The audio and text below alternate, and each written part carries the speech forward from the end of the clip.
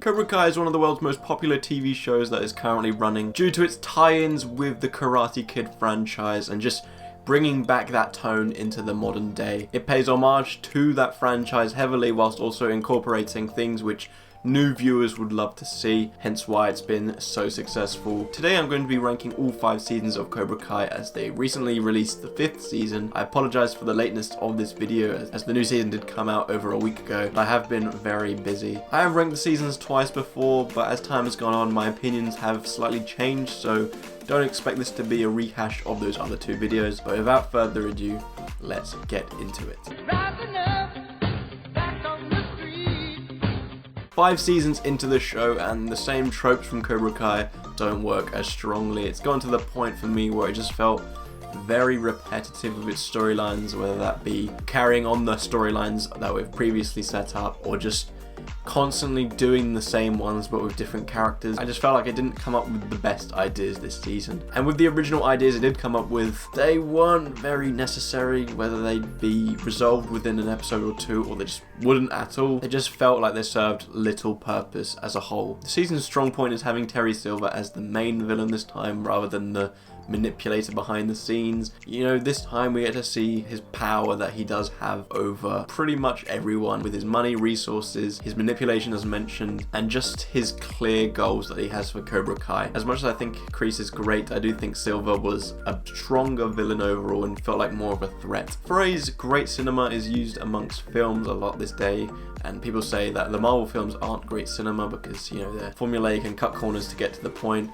Well, the same could be said for Cobra Kai in the sense that it does brush over a lot of logic and it's very absurd, but that is part of the charm to it. You're meant to enjoy it because of that. But sometimes it can kind of dive too deep into absurdity where it's hard to defend it. I did enjoy this season, but as a whole, I do think it's the weakest out of the 5.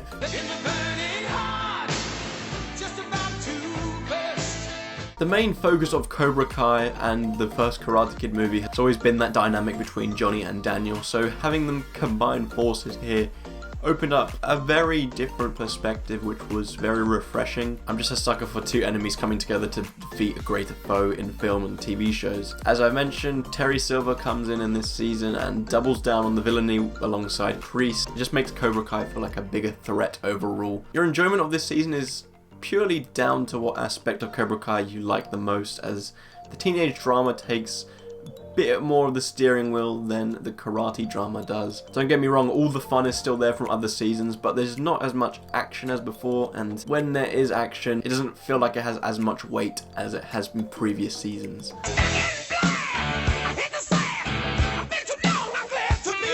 Where season 1 kind of played out like the original Karate Kid, season 2 took the potential and took it to new levels and spawned an empire of Cobra Kai. As we have established the characters, this season does dive deeper into the teenage drama side of things, which I know isn't as appealing to the older viewers who watched the Karate Kid franchise back when it first came out. But for younger viewers like myself, it's maybe the part where it kind of drew more people in as it adds an extra layer on top of the dojo drama. Season 2 is more exaggerated than the first season, and that just kind of adds to the charm as it's very fun and addictive. At the same time, you know, it's not that well constructed at all. Season 2 focuses more on scenarios than characters itself, if that makes sense, as in, like, characters go through unlikable phases in this show, and season 2 kind of focuses on having these scenarios rather than the character's individual development. So it kind of takes the spotlight off the character being unbearable at times and just has them involved amongst others. One of these scenarios being the culmination of this entire season, which is one of my favorite episodes of the entire show, where they have this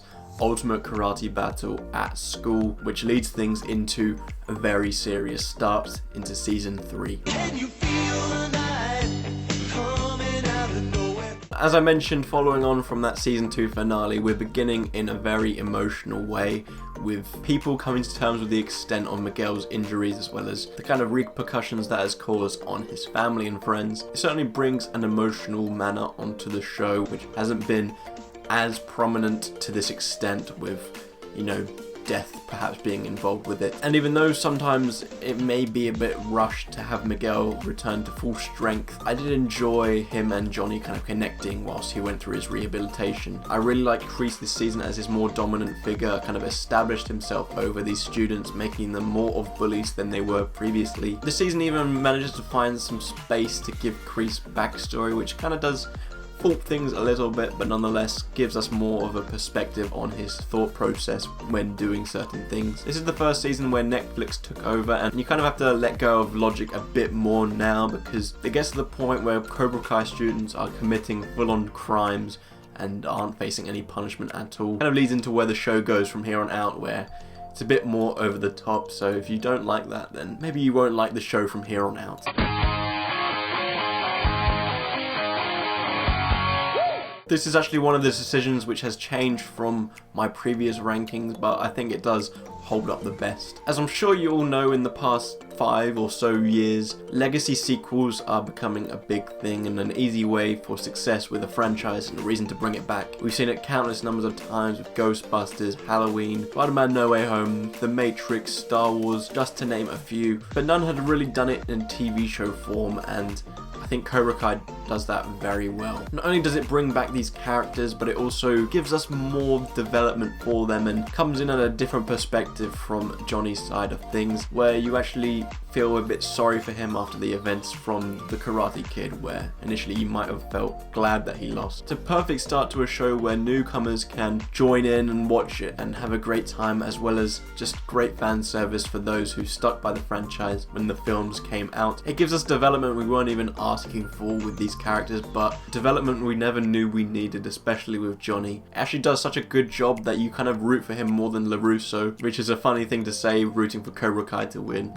looking back at it 5 seasons into this show. If you strip the layers down, season 1 of Cobra Kai is pretty much the same as The Karate Kid, but it does enough different to make it feel unique, whilst also feeling very familiar with the characters and elements that it continues to bring back in. But that is my ranking of all 5 seasons of Cobra Kai. Please let me know what your ranking is down below. I'm eager to see, and I'm sure it won't match up with mine. This is actually a very hard show to rank, as there is so much similar quality and content within it that it can be hard to differentiate all the seasons and kind of determine what quality is better, and I noticed that it becomes very nitpicky. As you can see by my ranking, it's pretty much me saying the more it goes on nowadays, the worse it gets, but I'm still having a great time watching it, but I have to also factor in the absurdity of the show itself, so it can never have a rating which is as high as Breaking Bad or something like that. Similar to how you wouldn't have a Fast and Furious movie up there with Oscar contenders. It's such an addictive and bingeable show, one of the most bingeable out there. Anyone who's looking for a fun time, I would recommend it after checking out